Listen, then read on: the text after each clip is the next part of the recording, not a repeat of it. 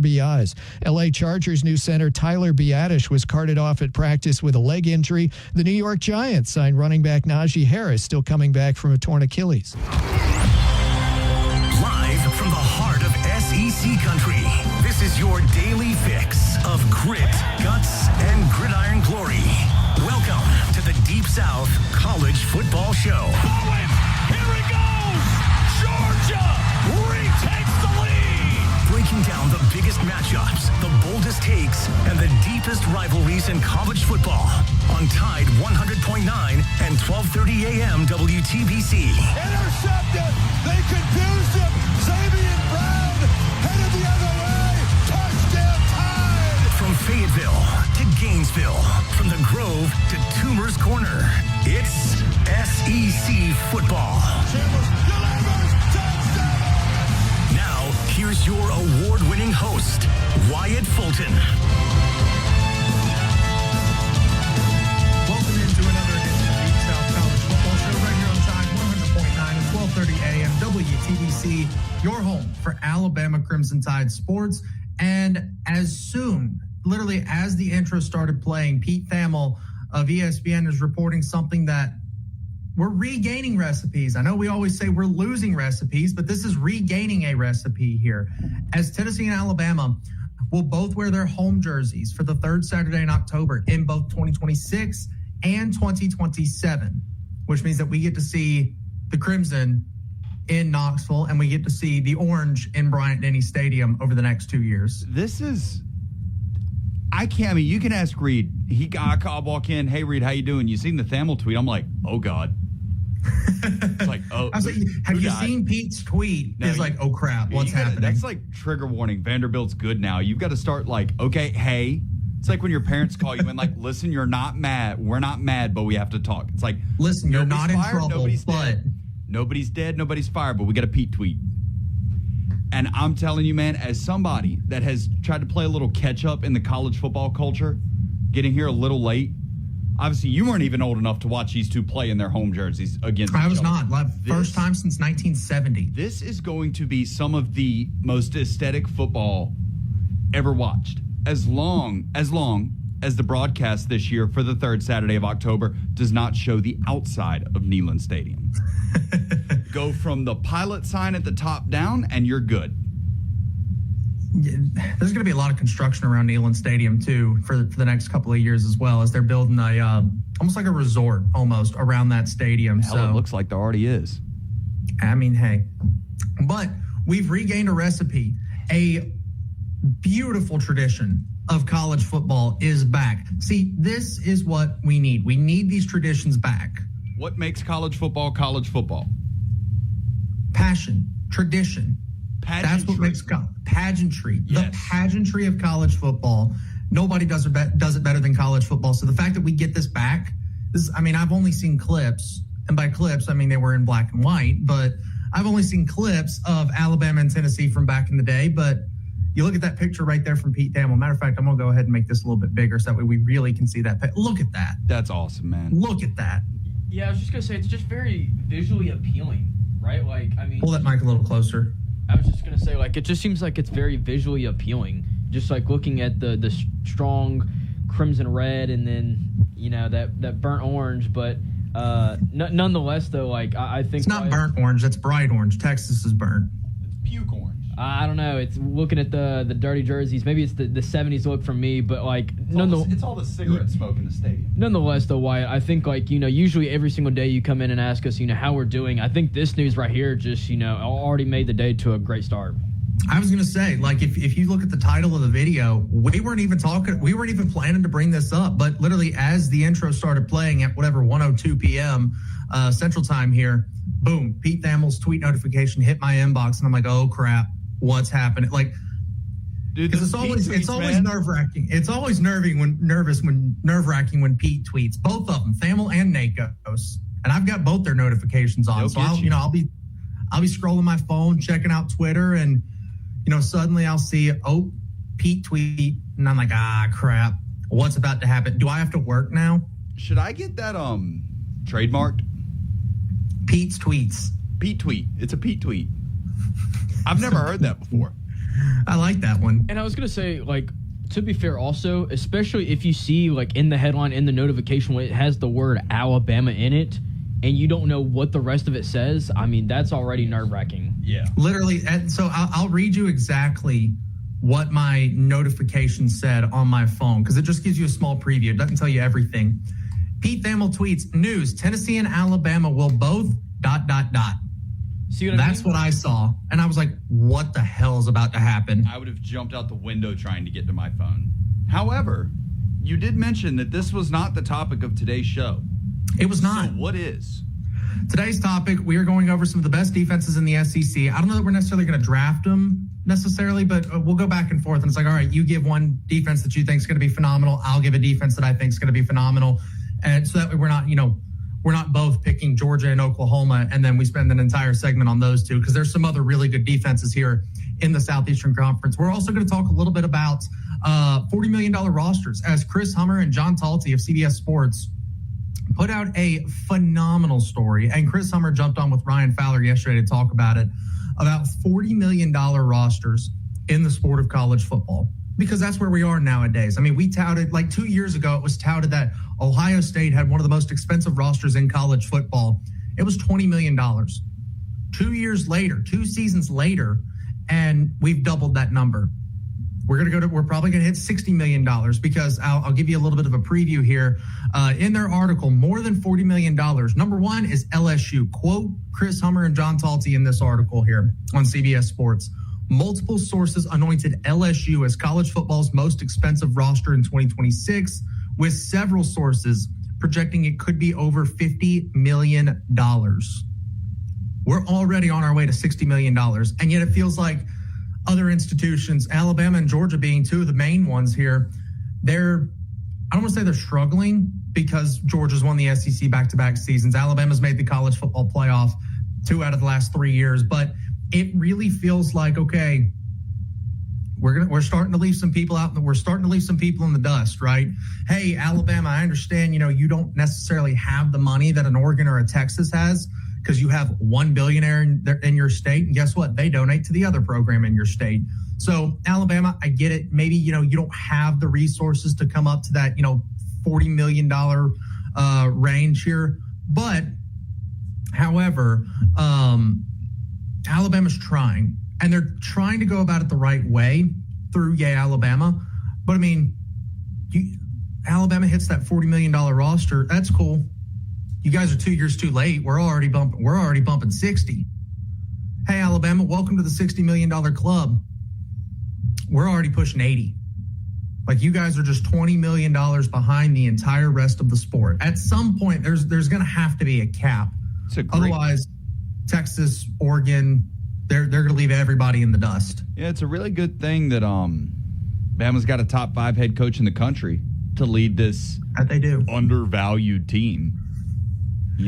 We're playing with guys whose NIL deals revolve around a free McChicken once a week. Well, Kane Womack mentioned it yesterday when he spoke to the media, because, again, for those that don't know, we are based in Tuscaloosa. Our written content is exclusively Alabama. So we're on the Alabama beat. So we hear from these coaches and players every single day. And Kane Womack mentioned it yesterday when he spoke to the media. Alabama's taking a Moneyball approach. You guys know that movie. Phenomenal movie. Phenomenal movie. Love it. Absolutely love that movie. But Alabama's taking a Moneyball approach, right? You're trying to basically build a roster on a budget. So maybe you want to go get a Cam Coleman, but can you essentially, to quote the movie, recreate it in the aggregate, right? Okay, maybe Cam Coleman's going to have, 1,400 yards this season. I have no idea if he is, but let's say he does. Okay. Well, we couldn't get that, but can Ryan Coleman Williams have 1,000? Okay. Can we turn around and have Latsier Brooks get 700? Okay. Now we're starting to maybe recreate a little bit of that Cam Coleman and Ryan Wingo duo, and Alabama's doing it with 4 wide receivers: Ryan Coleman Williams, Latsier Brooks, Sedarian Morgan, and Noah Rogers when he comes back. It's probably not worth mentioning that general manager Billy Beane never actually won a World Series. Hey, man. But look, it was a great movie. Great movie. Just like Draft Day, right? Like we watched it during the NFL draft. Stop it. You do not get me started on Draft Day. It was a great movie. I love that movie. I watched it every Wednesday prior to the NFL draft. I will take the entire hour of your show quoting that movie if you go any further down that rabbit hole. But the organization was not good. It was the Cleveland Browns. Shout out Sonny Weaver. What a guy. By the way, it took me a long time in that movie to realize that the owner was not his dad at first. When I was like 9 years old, when I first watched it, yeah, it was weird. Looking back now, I'm like, okay, Pops. But the owner's the like climax of the climax of the movie is the fact that his mom is tearing up his office because he won't go spread his dad's ashes on the field on draft day. At the beginning, like at the first time I ever watched a movie, at the very, very beginning, I was like, the owner, is he? No. Is that his dad? No. He treated him like his son sometimes. Also, literally in that opening scene, they're like, yeah, man, Sonny Weaver Jr., he's making a mockery of what his dad did to this program. And it's like, literally. Yeah, I watched it for the first time when I was like 10, okay? Okay. We're still learning at that age. You've at least got a little more media literacy now. Yes, I was like fresh off of potty training when I first watched that movie. It took you that long? Okay. Shout out Mom and Dad. You learn more about Whitman Clark every single day. But getting back to Pete Thamel's tweet here, Alabama and Tennessee, if you're just jumping on the program here, first off, we appreciate it. Second off, Alabama and Tennessee are both going to wear their home jerseys for their games between the rivals in 2026 and 2027. The first time since 1970 that they will both wear their home jerseys in this game. Going to be a lot of fun. You see the picture there from Pete Thamel, who broke this story a couple of moments ago. It's going to be beautiful. Getting to see this is a tradition in college football. It was for so long. These two teams have played every year since, matter of fact, I got the UA release on it too. So here, give me a second and I'll tell you how long these two teams have played one another. Alabama and Tennessee have played in every season since 1928, with the exception of 1943, World War II. But this year will be the 109th all-time meeting between Alabama and Tennessee, with Alabama owning a 61-39-8 overall record. The NCAA recognizes 60-40-7 as the overall record between Alabama and Tennessee in favor of the Crimson Tide. I always thought that was a bit of a closer. No. Damn. It's been it's a very streaky rivalry game, right? Because it always feels like, okay, Tennessee's got, a 7-year win streak. Alabama's got a 16-year run right now. It's been very streaky. So the fact that we've essentially been back and forth since 2022, Tennessee in 22, Alabama in 23, Tennessee in 24, Alabama in 25. It's great. The fact that we've gone almost half a decade with this being a back and forth rivalry, it's kind of fun. Very much so. Because you can't just walk into that Tennessee game and say, yep, all right, Alabama's going to win that one and we're moving on. No, it's a tough place to play. And they've tasted victory over Alabama, which makes them want it that much more. And it's really renewed that rivalry, because I feel like from an Alabama perspective, no, but from a national perspective, right? When we talk about the best rivalry games in college football, the Iron Bowl always gets brought up. The game always gets brought up. And those in the South, we will bring up the third Saturday in October. And everybody else will say, man, what the hell are you talking about?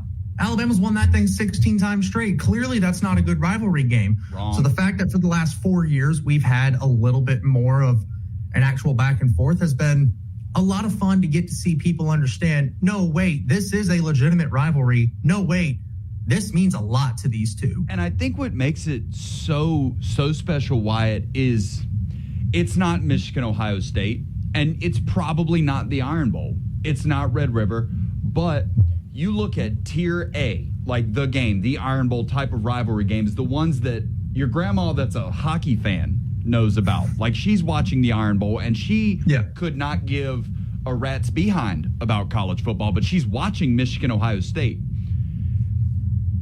To most people, this game isn't a Tier A rivalry. It is certainly, one, far and away, lock the door, throw away the key, the best second-tier rivalry in college football. Oh, yeah. Because, like, again, Texas, Oklahoma, Michigan, Ohio State, Bama, Auburn, sure, give me that. Second tier, Michigan State, Texas A&M, games like that. Alabama, Tennessee, they've been doing it for so long. They've both been very good.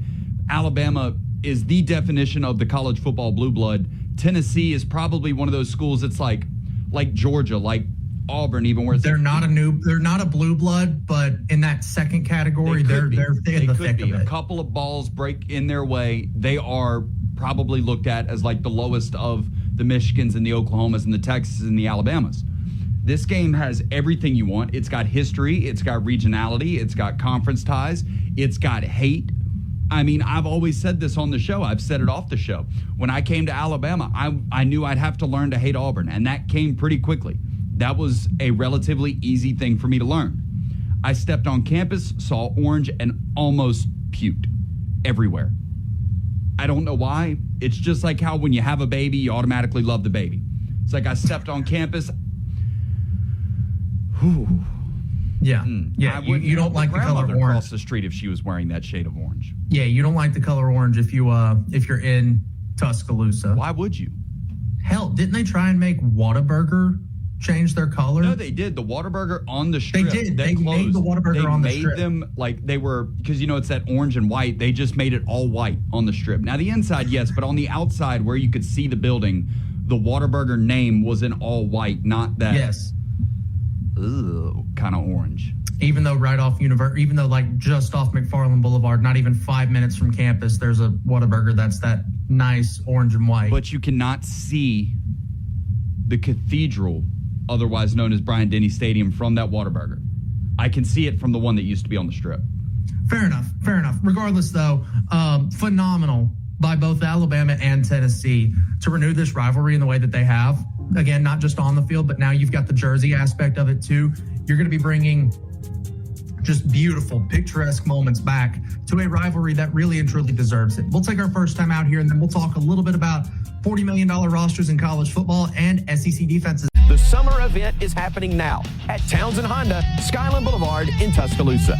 For well-qualified buyers with approval from Honda Financial Services. Offer ends September 8, 2026. What does it mean to advertise and do your marketing with Town Square Media Tuscaloosa? Melissa started her business in 2014. What would you say to someone considering Town Square Media Tuscaloosa? My experience with Town Square Media has been awesome, and I would definitely recommend it to anyone. I think that this is the first time in my marketing experience that I've been able to see my return on investment. I would definitely say in the past that has not been the case. In this, I like knowing that that's 100%. A lot of the marketing we've done has been radio. You guys have so much more to offer than that, whether it's, websites from targeted marketing to radio. You are kind of a one-stop shop, and it makes doing marketing so much easier. So I would definitely recommend it. For more info, 6829. That's 800-923-6829. What do you have to lose? Call 800-923-6829. Again, 800-923-6829. Tide 100.9 Tuscaloosa weather. Here's your Tuscaloosa and West Alabama forecast. We have a heat advisory in place through 9 o'clock tonight. Blazing sunshine, hot near 100 degrees, feeling like 110 with a heat index. Small chance for afternoon showers and storms. Partly cloudy, muggy tonight, 77. High temperatures tomorrow, highs tomorrow near 100. Slight chance of an afternoon shower or storm, and we'll keep the trend going into Friday. Friday's high slightly cooler in the mid-90s. Richard Wedding of the Weather Channel for Town Square Media, Tuscaloosa. It's 97 degrees in Tuscaloosa. Your front row seat to all things Alabama. Tide 100.9 and 1230 AM WTBC. The home of Alabama Crimson Tide sports.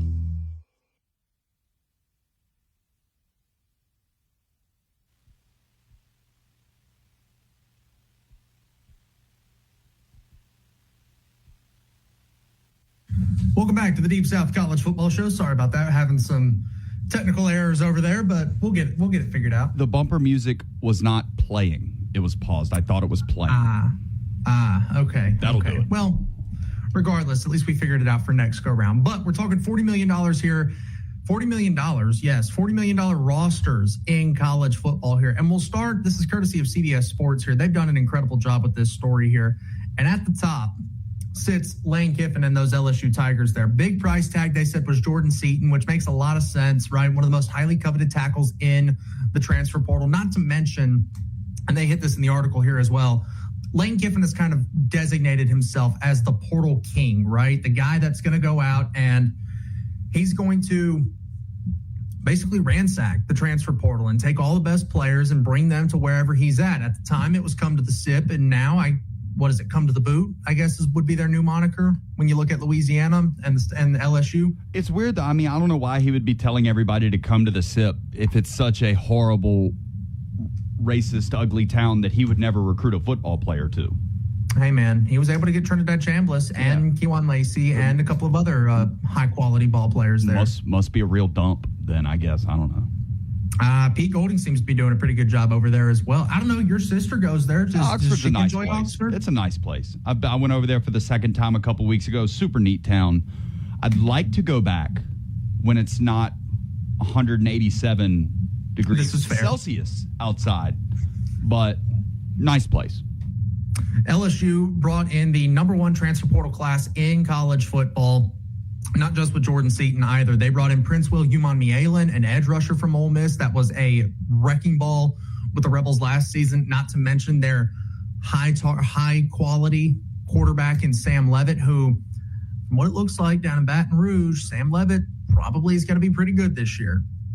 I know I was a little hesitant on the Sam Levitt train, and I still am, but a lot of it was because of that health and his foot. And was that foot injury going to rear its ugly head again? And I get in practice, he's wearing that gold non-contact jersey while everybody else is wearing white and purple. But so far through fall camp, Sam Levitt has looked really, really good. And when you marry Sam Levitt, a good quarterback, because you have to be a good quarterback to play at the collegiate level, a good quarterback with the offensive capabilities of Charlie Weiss Jr. and Lane Kiffin, dog, they made Matt Corral look good.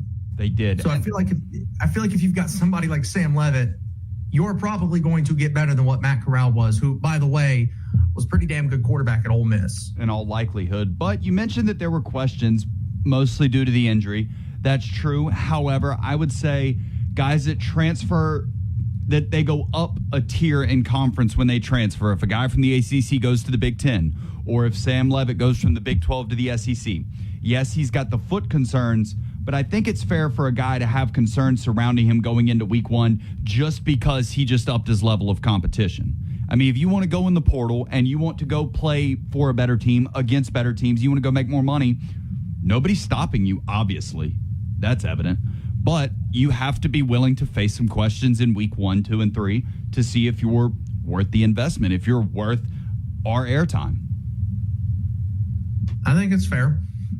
But I do think LSU and Sam Levitt, while they've got a tough schedule, that road trip to Oxford, they welcome in Texas A&M, not to mention you host Alabama and Texas in the latter half of the season there. It's a tough schedule. And, Clemson, week 1, hello, Dabo Swinney. As much as I want to discount that game, something in me says you don't discredit Dabo Swinney. And I've been discrediting Dabo Swinney for a while now. Clearly not this time last year, because I had them, in the college football playoff playing Penn State. Had the game right, had the matchup right, just wrong environment. Just not in Yankee Stadium. I had them playing in Atlanta, Georgia, not the Yankee Stadium. Not the Bronx. No. Matchup was right though, and it was a good ball game. It was a fun ball game to watch as I sat there and watched my semifinal pick just. You got half the coaching matchup right too. I did. But even still though, something in me tells me don't discredit Dabo Swinney. You don't win national championships just, flying by the seat of your pants. Even guys that you think, okay, yeah, he won a national championship flying by the seat of his pants. He had good coordinator. Like Ed Ogeron, for example, right? Prior to that 2019 season, I don't know that anybody outside of Baton Rouge would have said, hey, Ed Ogeron's a guy that can go win a national championship. But not only did he go win a national championship, he put together the greatest college football team of all time, or at least arguably the greatest college football team of all time in that 2019 LSU. Yes, he had the benefit of Joe Brady. Yes, he had the benefit of a good enough defense and Joe Burrow, Jamar Chase, Justin Jefferson, Thaddeus Moss, Clyde Edwards-Helaire, all of the guys on that offensive side of the ball that were just lights out for that LSU team. Somebody had to get them to Baton Rouge. You're exactly right. He didn't have the luxury of Joe Burrow, Joe Brady, Jamar Chase, Justin Jefferson. Somebody had to get him there. Somebody had to go hire Joe Brady. I mean, Ed Orgeron will get on any podcast that'll have him and tell the story about Joe Burrow picking between Cincinnati and LSU, and Ed Orgeron having to call Joe's brother and say, hey, man, look down there and see is there something there? And brother looked down and said, yeah. He said, all right, well, go tell your brother to come to LSU. What are you doing? Yeah, so, what are you doing? Tell this kid to come to LSU. He has been touted as a one-of-one recruiter. I mean, these coaches that win, you're exactly right. Like, they may have, oh, yeah, sure, Jimbo Fisher had Jameis Winston. Well, you think somebody had to get Jameis to Tallahassee? You think Jameis woke up one day when he was 6 and was like, hey, man, oh, no. No. He did. Somebody had to go bring him to Tallahassee. Especially not as a Birmingham native, right? I mean, like, the kid grew up. Birmingham Metro. Bessemer native, though. I mean, you're less than an hour from Tuscaloosa. You're 2 hours from Auburn, two of the premier institutions in college football at the time, because Auburn had just gone undefeated in 2004, albeit not, they didn't get to play for a national championship that season. Nick Saban and Alabama were undefeated in 2008 until they met Florida, and then they went undefeated and won the national championship in 2009. Auburn won it again in 2010. That's sitting right around that, Jameis Winston recruitment era. He won as a freshman in 2013, which means that he was being recruited in between 2010 and 2012. Alabama, what a great time to recruit somebody to Tuscaloosa, 2010 to 2012. You don't want to go to Bama? Okay, go play for national champion, the builder of Cam Newton at Auburn. For 4 years, the national championship, that crystal ball sat in the state of Alabama. 2008 or 2009, Alabama, 2010, Auburn, and then 11 and 12 were Alabama. So the fact that a kid from Bessemer decided, okay, I'm not going to go to one of those two, and I'm going to go down to Tallahassee, and I'm going to go play for Jimbo Fisher. Jimbo had to get him out. Jimbo had to get him out of the state. You know, we've never said this, or at least I've never heard you say this on air. Coaches in the mid-2010s that were able to go into Alabama and recruit football players do not, and probably will not get the credit that they deserve. But you go into the Deep South of Alabama, you go down to Montgomery, and you pluck a kid who's got Bama and Auburn in his top 3, and you get him to go somewhere else in like 2014. Yeah. How? Yeah, 2011, you roll into Mobile, home of A.J. McCarron and T.J. Yeldon and so many other guys, and they're seeing those guys go win national championships as a highly rated 4-star. And if you go into Mobile and pull that kid out of the state of Alabama, hats off to you. That might be some of the most impressive recruiting. Not to mention, they were able to do that when, according to everybody in the country, Nick Saban was paying all of these players, not just winning. So, I mean, out-recruit Nick Saban and his pocketbook, that's hard to do. That was a difficult task at the time. We'll go ahead and take our next time out here as we talk about money, and we'll talk about a couple of more $40 million rosters and a couple. That's 800-923-6829. What do you have to lose? Call 800-923-6829. Again, 800-923-6829. Breaking news, bold opinions, and pure Crimson Tide spirit. Tide 100.9 and 1230 AM WTBC.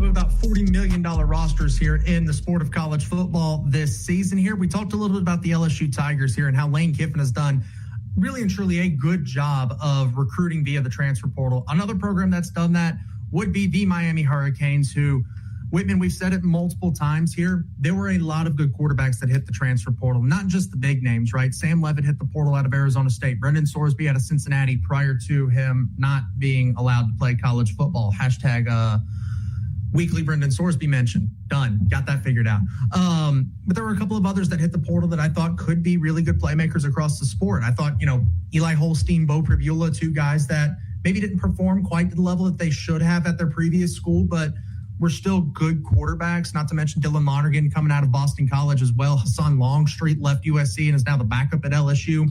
And yet it feels like Miami, who kept taking these big swings on these transfer portal quarterbacks and missing, ended up with probably the best one in Darian Mensah out of Duke. And even though there was a little bit of a controversy with his departure from the Blue Devils, he's going to be wearing that orange and green, and the U is going to have a really, really good chance to be successful again this season. Hell, they were my national champion pick in version 1.0 last week. Hell, they got really lucky by swinging and missing on everybody. And, here, you're going to get stuck with the guy that led the nation in passing last year. Not to mention the fact one of his top receivers in Cooper Barcade as well. His top receiver. His number one A1X receiver. And tried to go get Nate Shepard, one of the best running backs in the ACC as well.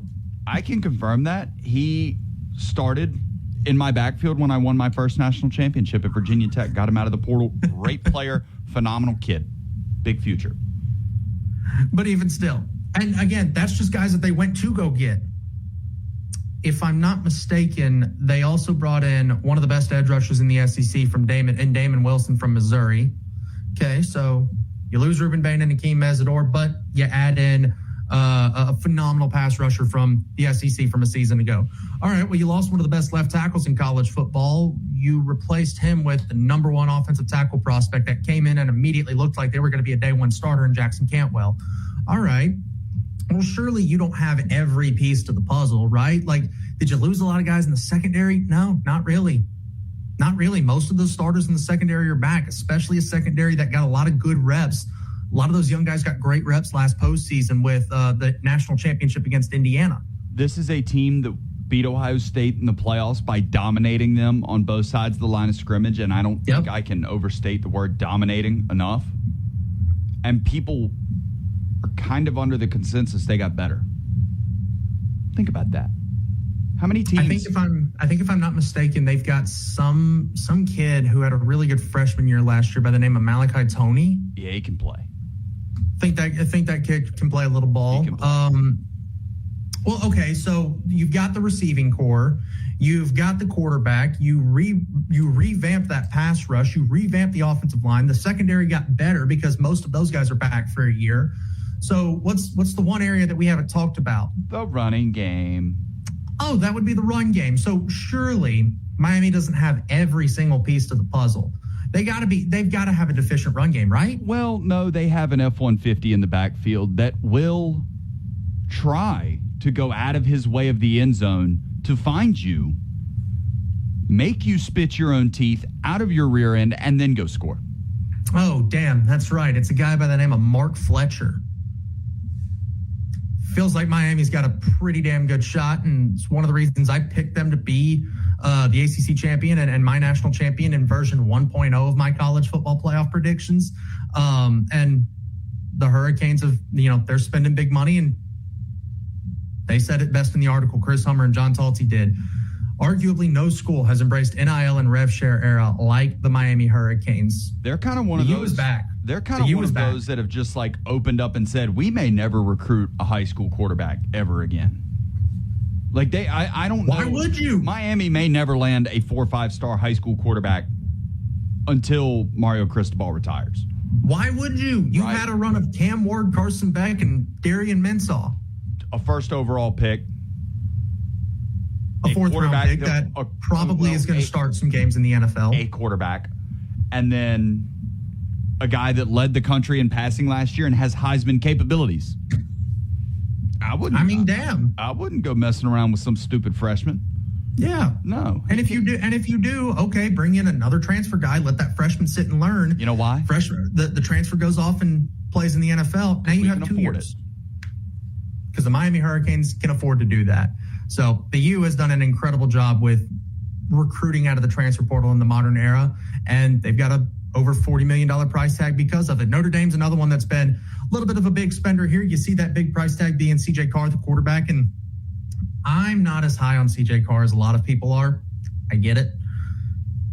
But I still think he can put Notre Dame in a great position this upcoming season. I think Notre Dame, there's several areas of Notre Dame that you just don't worry about. It's the offensive line. Notre Dame has been the most consistent team in putting out good offensive linemen as far back as I can remember. Alabama, their offensive line was not good last year. Georgia, their offensive line wasn't good 2 years ago. LSU feels like they haven't had a good offensive line since 2019. So some of these programs that you talk about, okay, like we expect them to have pretty good offensive linemen. Michigan took a little bit of a dip recently after that 2023 national championship. Ohio State's another program that they've had questions along that offensive line as well. It feels like to me Notre Dame is one of those programs where I don't care who they lost. I don't care what's going on. I don't even know what the name of the offensive line coach is. I know that guy's going to do his job, and I know Notre Dame's going to have a top 10 offensive line in the sport. They're going to be a Joe Moore Award watch list, Joe Moore Award, potentially semifinalist as well, quarterfinalist at least, year in and year out. And you've got that protecting C.J. Carr. The run game is another area where I look at Notre Dame and I say, okay, I'm not really worried about that. Yeah, you lost Jeremiah Love. Yeah, you lost Jadarian Price, but okay. And who cares?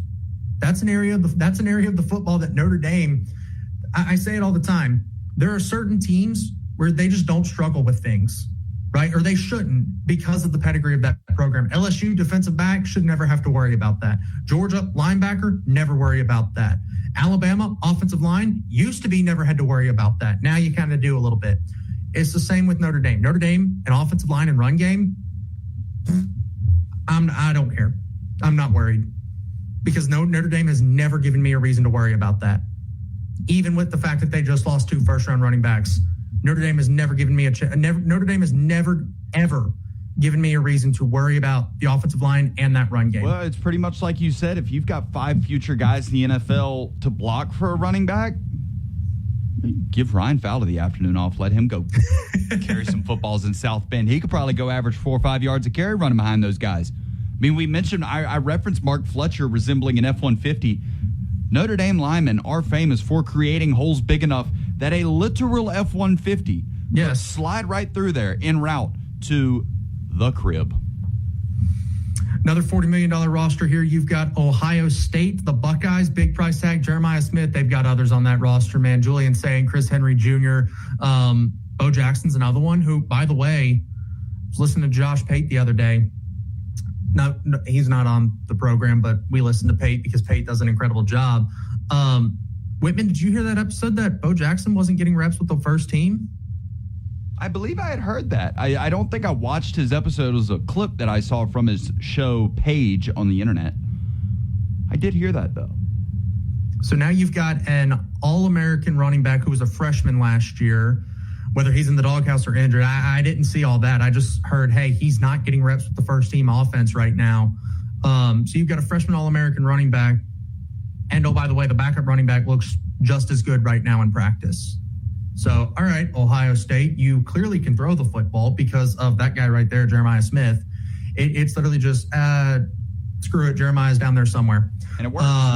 Okay, and you can run the football now. Yeah, your defense got a couple of questions because you lost, Styles Reese, Caleb Downs, and a couple of other guys, but you reloaded with some, big-name transfers in James Smith, Quay Russaw, some other guys in that transfer portal as well. We'll see what they can do with Ohio State. And that defense is led by Whitman's favorite person to bring up, multi-time Super Bowl champion winning defensive coordinator, Matt Patricia. You don't see many of those in college football, Wyatt. That's why you do not.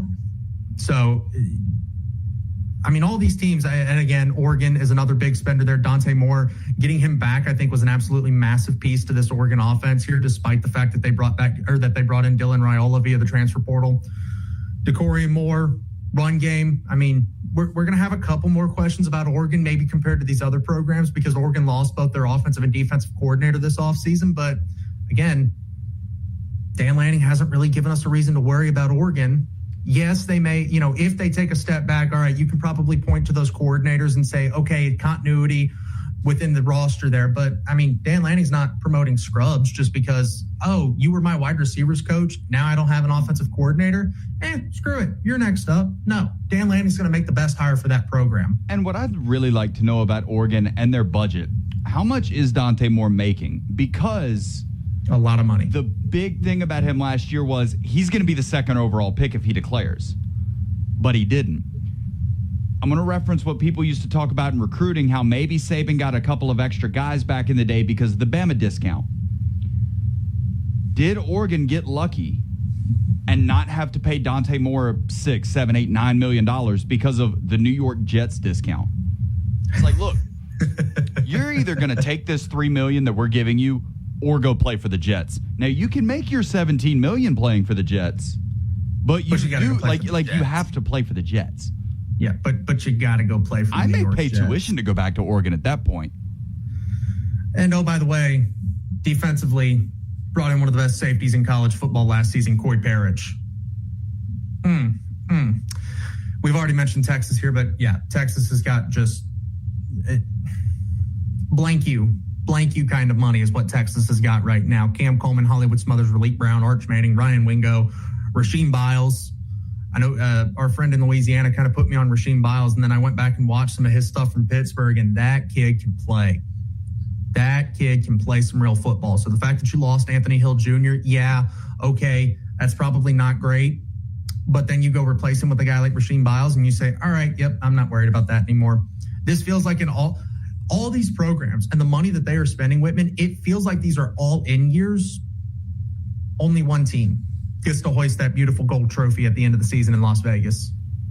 And only two get to play for it. There are a couple of good things that come out of $40 million, $50 million rosters. I think one of them is unless you're the team lucky enough to hoist that gold bar of a trophy at the end of the year, your season ended before the national championship game, much like Alabama's. One of the nice things about $40 and $50 million rosters is seeing other fan bases kind of come unglued the same way that Bama fans come unglued when they lose. Because it used to just be, well, they're kids playing a game for free, other than a free education that comes with it. You win, that's awesome. I love the school. If you lose, go get them next time, boys. No. Oil Mick Barrel Drum over here just donated $18 million this year to go watch Texas win a national championship. God forbid they go out in the quarterfinals. Because he may just take one of those oil drums and just empty it right there on Sark's head. Because now you're playing with his money. In the early 2000s, in the mid 2000s, it was an honor to get to go play in like the Cotton Bowl, right? The Peach Bowl. Tell your kids about the Fiesta Bowl. Back to Rose Bowl, right? The Rose Bowl was the most coveted game in college football at that point, Playoff during that time. Playoff, regardless of if it was the BCS national championship or not. Nowadays, you win a playoff game on the road and you go lose in the Rose Bowl and they're calling for your head. Nowadays, you're Ryan Day, a national champion winning head coach, and you go lose in the Cotton Bowl in the quarterfinals and everybody's throwing their hands up saying, what the hell is wrong with you? What? Yeah, you suck. No.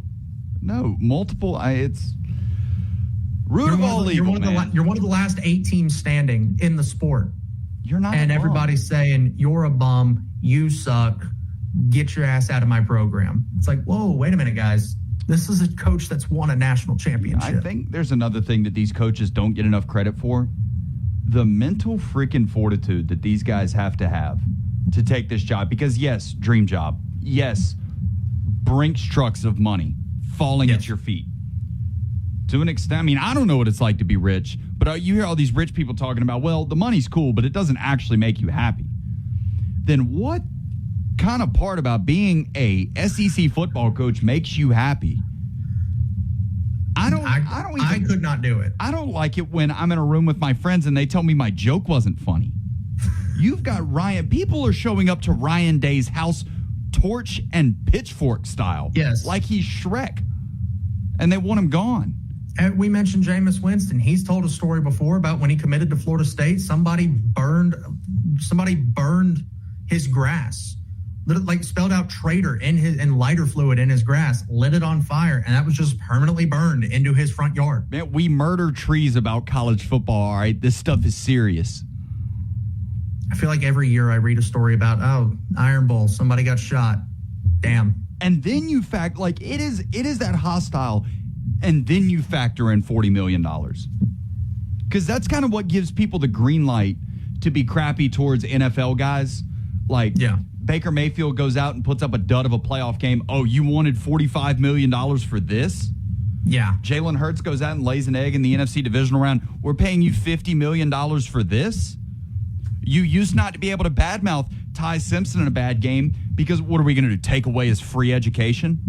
Yeah. Are we going to lock the gates to the future for the youth of America? No, we're not going to do that. No, Ty Simpson goes and lays an egg in the Rose Bowl, which he didn't. He was hurt. But let's say he does that. Oh, he's making $3 million. This is what we're spending our money on? It's tough.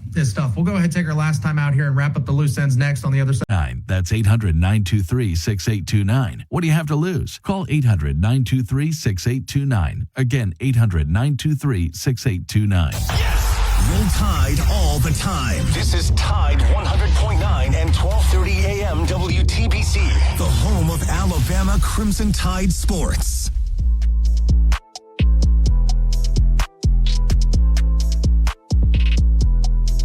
Welcome back into the Deep South College Football Show. I know I had mentioned we were going to do top defenses in the SEC, but seeing as we have about 120 seconds left in the program here, I think we're going to save that topic for tomorrow here. So, brief pause. I know the Tennessee-Alabama announcement, I still can't get over that. Tennessee and Alabama going to be wearing crimson and orange in Neyland Stadium. Going to be wearing crimson and orange in Bryant-Denny Stadium over the next 2 years. I'm a big fan of not normal jersey concepts. I love it how LSU will normally have their home or their visiting opponent wear their home jerseys in Tiger Stadium. It's beautiful. I love it.